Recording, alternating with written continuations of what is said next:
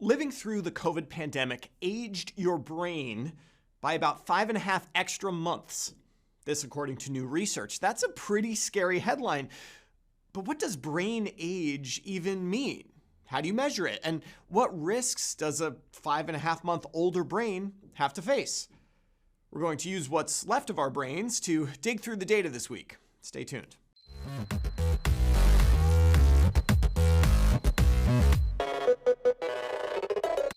The study generating those scary headlines is this one from Alireza Mohammadi-Nejad and colleagues appearing in Nature Communications.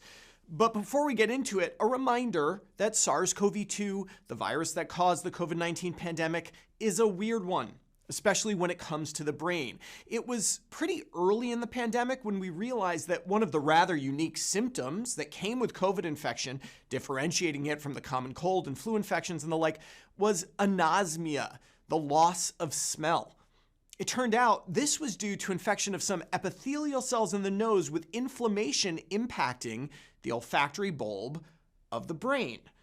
Now, to be clear, evidence of direct brain infection by SARS-CoV-2 is fairly weak. Neurons don't express high levels of the ACE2 receptor, the virus's point of entry to other cells.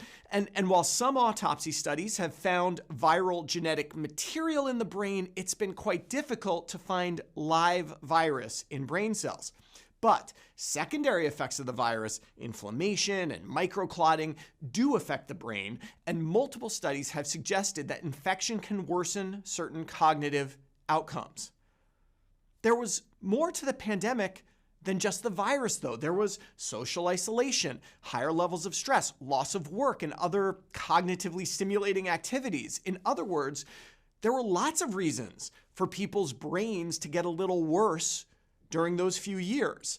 And that's really what the Nature Communications study is looking at. It's an overall sense of how our brains are doing, and brain age is a useful proxy for that concept. So what is brain age? Well, it's pretty straightforward. Imagine a carnival barker doing the guess your age thing. You come up, they take a look at you, squint, and call out a number, usually with startling accuracy. The carnival barker is using various clues, features on your face, wrinkles, hairstyle, and so on, to make a guess. And we can do the same thing with an MRI machine. We just have to teach a computer what brains of different ages look like.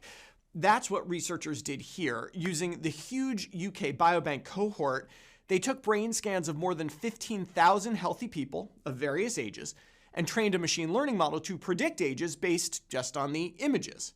It got pretty accurate, as you can see here.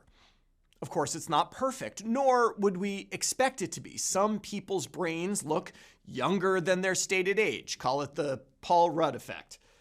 And of course, some brains look older than they should. The distance between your calendar age and your brain age is the brain age gap, or BAG, with higher numbers implying your brain is older than it should be. This gap seems to stay pretty consistent over time. If your BAG is 5 years right now, it tends to stay around 5 years even a few years later, providing nothing intervenes to more rapidly age your brain. If anyone ever accuses you of having an excessive brain age gap, you can say, "That's not my bag, baby."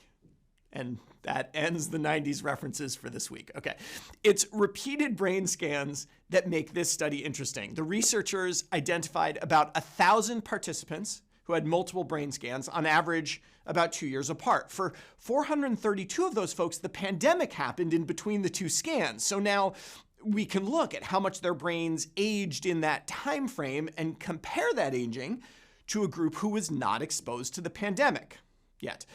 This is the meat of the study. And here are the primary results. Remember, whatever your BAG was before the pandemic is supposed to stay pretty stable if nothing is changing. And that's what you see in the control group. Between the two scans, there was, on average, no change in BAG, though the distribution here encompasses changes in both directions. Now we add the pandemic group. What you see is that the distribution is shifted, on average, by 5.5 months. That's where we get that headline that started this whole thing off. But of course, 5.5 is just the average change in BAG. Different people's brains aged at different speeds. Still, overall, this is a statistically significant difference. You're probably wondering what made some people's brains age more and some less, and I'll point out that this 5.5-month result is the effect of the pandemic, not necessarily infection. 134 out of the 432 individuals with a post-pandemic scan actually had documented COVID-19 before that second scan. Interestingly, the increase in brain age was similar among those infected and not infected. To be fair, only 5 of those infected were sick enough to be hospitalized, but it still seems that the bulk of the aging effect of the pandemic may have been due to factors independent of the virus itself.